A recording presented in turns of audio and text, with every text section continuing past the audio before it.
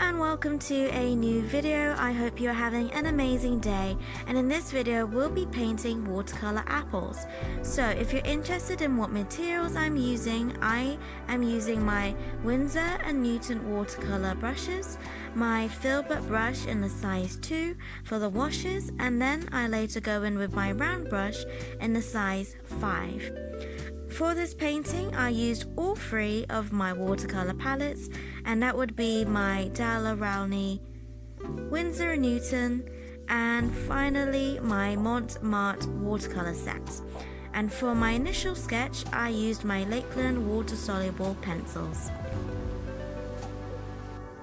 So the first thing I do is to do a sketch of the outline of my apples using my light green Lakeland pencil, using my reference photo to help guide me.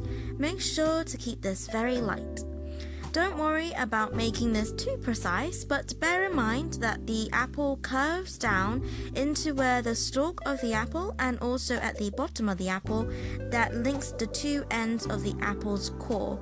So think of this as a ball shape that has been pinched at the center, both at the top and the bottom.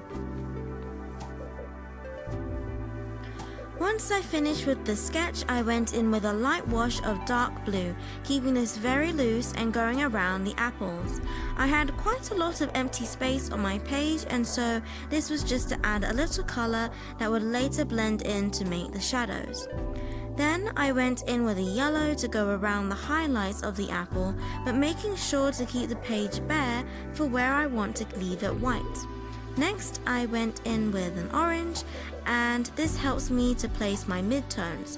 This would be surrounding my highlights. These washes help you to map out loosely where you want your tones to be before packing on the color later.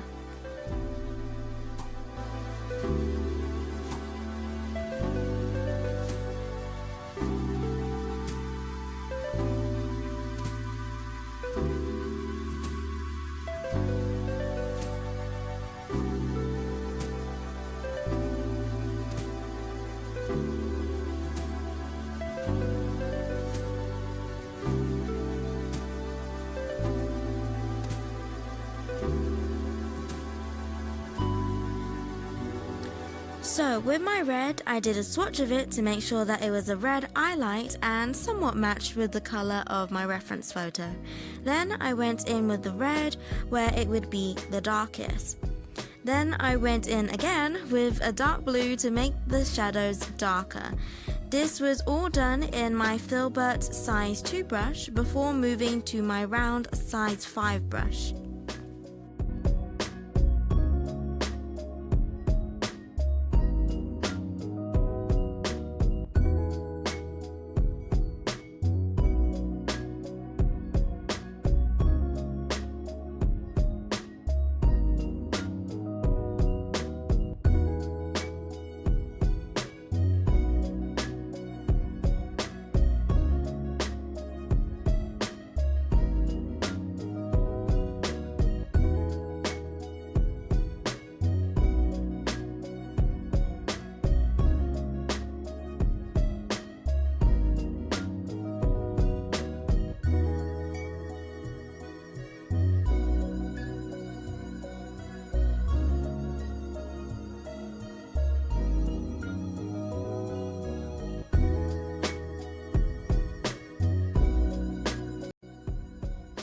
This is where I begin to pack on the color, slowly making small corrections as I go, from one apple to another to leave it to dry before working on it again.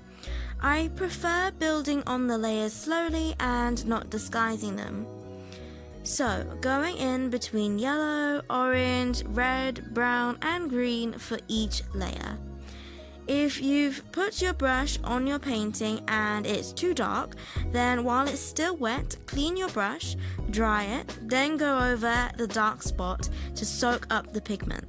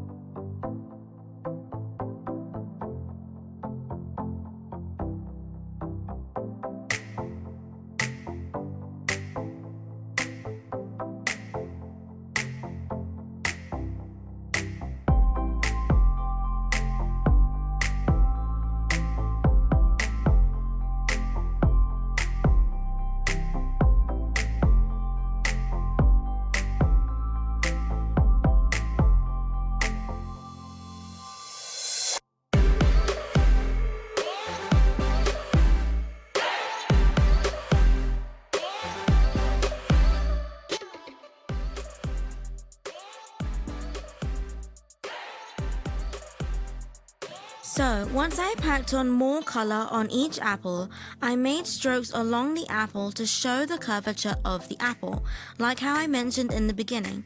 So you want these strokes to be curving around and pointing towards the direction of the stalk and the bottom of the apple to give the apple more dimension as a round object.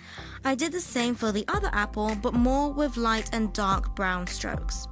Around the edge of the apple, around the stalk where it dips in, you want to make this edge darker to give an illusion of that dip like apples have.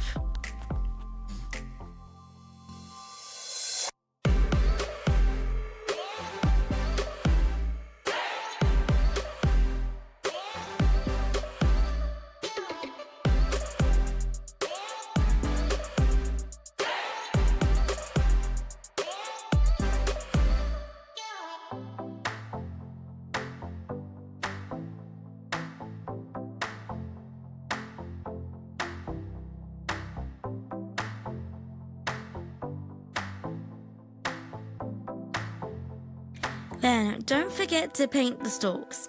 So this is the darkest part of the painting, and to get the thinner strokes, angle your brush so that the tip of the non-painting end of the brush is pointing more upright, but not completely, and this will help your brush to be more pointed at your page.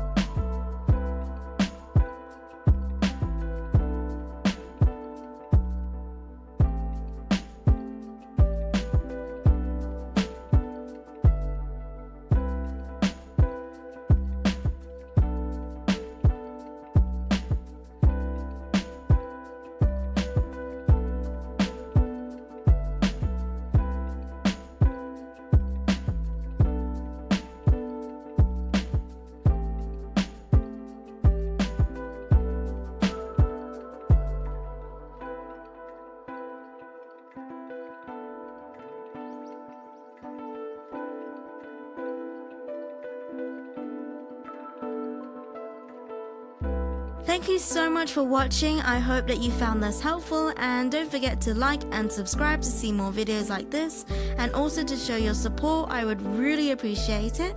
God bless, and I'll see you later.